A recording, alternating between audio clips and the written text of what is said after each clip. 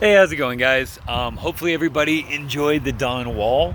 I personally love that movie. I think it is one of the coolest climbing movies that exists. And I am definitely not like a big sort of climbing celebrity person. But out of all of the sort of famous climbers that are out there, I think Tommy Caldwell is definitely one of the coolest of all of them. One of the things that I thought is so cool about that movie is that is a climbing movie about someone doing these amazing, difficult, incredible things, and doing all of them with really good safety techniques. He never does anything that's like super scary or dangerous or anything like that. He's not taking unnecessary risks. He's just doing something really, really hard in a super cool place. One of the things that I was going to talk about too is a lot of the times you'll see him in that movie climbing at night, and it is true that the colder it is, the better your rubber sticks to the wall.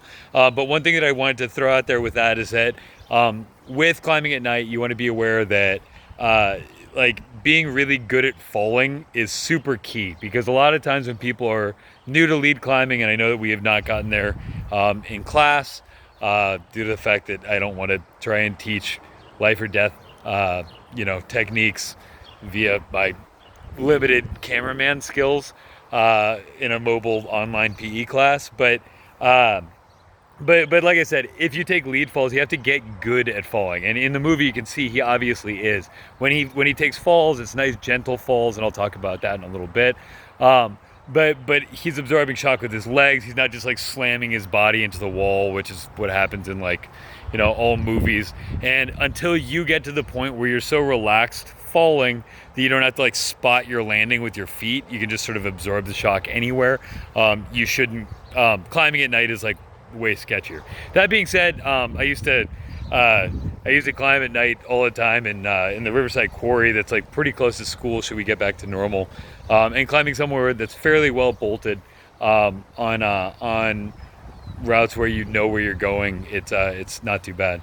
The flip side of that is that climbing at night, especially when you're trad climbing, is one of those things where there's a possibility to get lost. They spent a lot of time in the movie talking about how long Tommy and Kevin spent sort of mapping out the route that they wanted to do.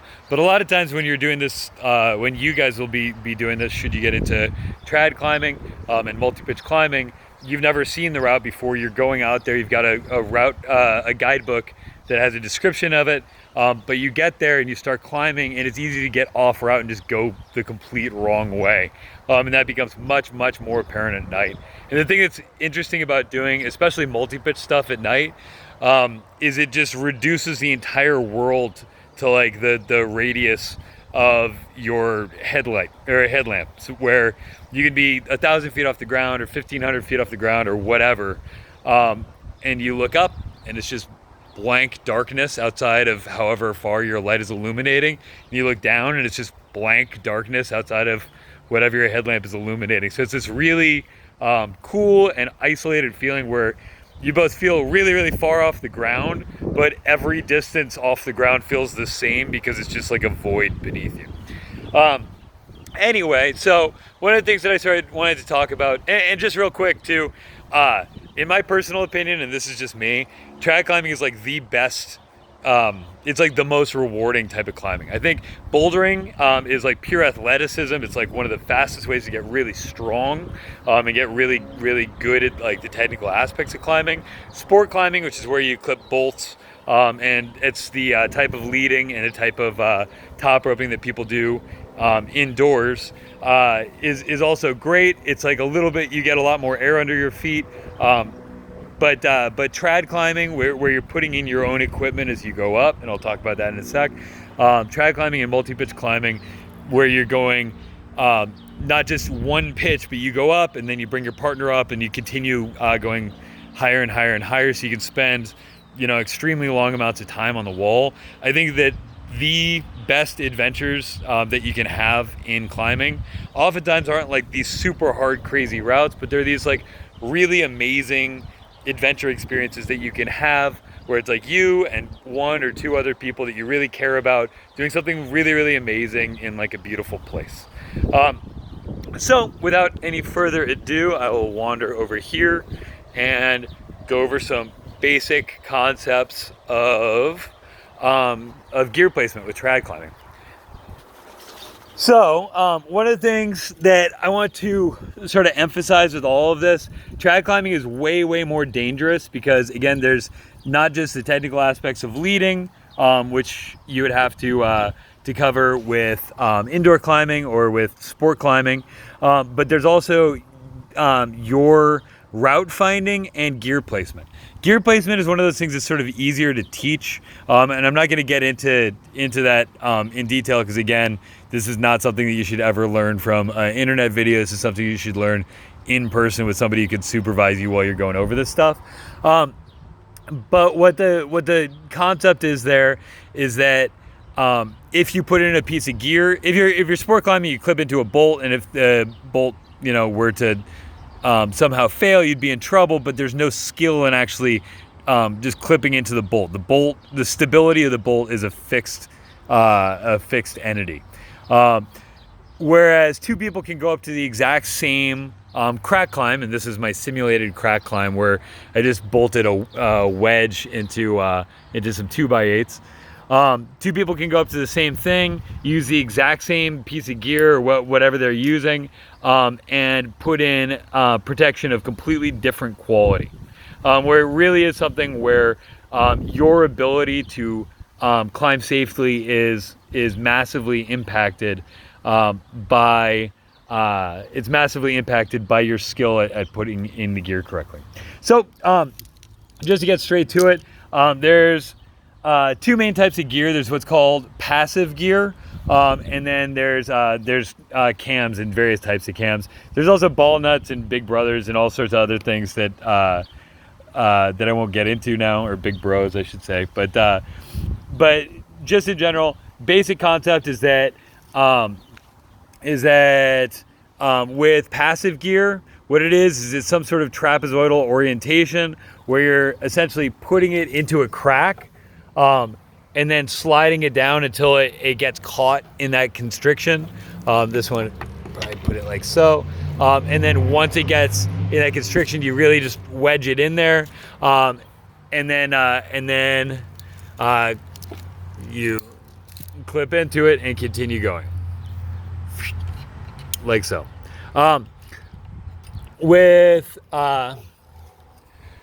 another type, so this is what's called a stopper or a nut. Another thing would be a hex, just different concept, different way of doing the same thing. They have these things hollowed out so that they're lightweight, but they're wider as well.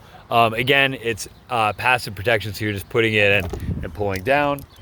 There's also what are called tri-cams, and these technically do have a moving component, but they're people still generally consider these passive pro as well.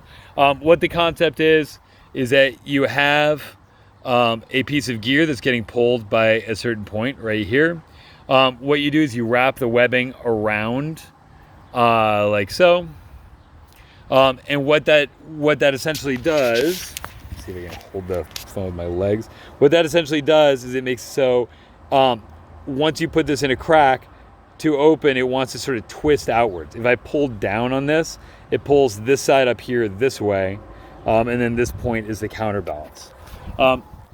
So in this example, let's say that I slot this guy in up there. If I slot that in and pull down on it, and again, you don't want to put trad placements in wood. This is actually supporting a lot of weight due to the fact that it's wedged against this point over here, and then this whole side would have to extend down if it was going to do anything. Yes. Yes. One second. Cams are another good one. These are cams. Would you like to demonstrate how these work?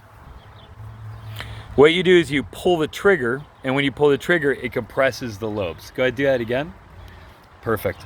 And then you want to go ahead and put it in the crack. Good job. And same concept here. Once you put it in, you can see the lobes are contracted just like so.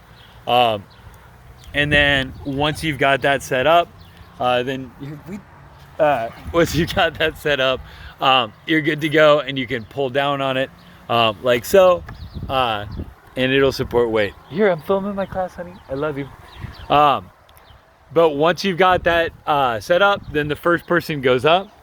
After the first person goes up, the second person just grabs this out, clips it on their harness, and these things are much, much easier to both put in and take out than stoppers are, because since these things are just a static piece of equipment, you literally just put it in. You have to like find a good spot, whereas cams have more of a range. So again, just like so. One other quick side note too with this, and like you'll see this sometimes. Every once in a while, people will post videos of them climbing, and they'll have like gear where it's set up not to absorb the proper direction of pull, and all sorts of other sketchy things. But so one of the things, again, I'm not going to get into the weeds with this, but this stuff is super dangerous if you do it wrong. Similarly, if I was climbing and my direction of fall is this way, and I put in a piece of gear like this, that's great. If I put in a piece of gear like this, depending on how that's going in the wall, the cam would shift completely by the point that the weight actually got activated on that. And also, if you put it in a spot where it's, let's say that it's like wider at the back than it is at the front, again, your cam can actually walk by getting moved around, and it gets deeper and deeper and deeper into that crack. Look, What? look, What? look at that bird. There is a bird on that wall. That's true. How is he doing that? That's good climbing by that bird. Anyway, one other type of cam. So these are traditional 2-axle cams. These are what are called Camelots, which are very, very industry standard. One other quick thing that I was going to point out are these guys, which are link cams. The advantage of a link cam is that they have like a wider range. So basically, with these cams, you want to get them fairly activated, so that the point of contact is behind those the camming units, obviously. But basically, so like if I put this guy in up here, that'd be pretty much maxed out. If you put this into something and it's all the way closed, it'll get jammed, and you'll never get it out of that. The thing that's nice about link cams is that they have a wider range. So in other words, let's say that I wanted to use this thing and put it in right up here. I can, due to the fact that the camming action on these things, there's multiple points where the cam sort of collapses. So I could put it in. Wait 1 sec. I could put it in like so, and then have like a point of contact like right in here. I could squeeze harder and lock it in with a point of contact on this lobe, or squeeze again, and even have a point of contact on this. The thing that's really nice that these things are really good for is, again, if you don't know what size gear that you need, and you very rarely do, holding on to one of these so that after you've used up a lot of your other options, this will fit just a wider amount of things. So it would fit down low, it'll fit up high, as opposed to this one, which is about the same starting size, but it'll only just barely fit at the very top of that crack. Cool. Awesome.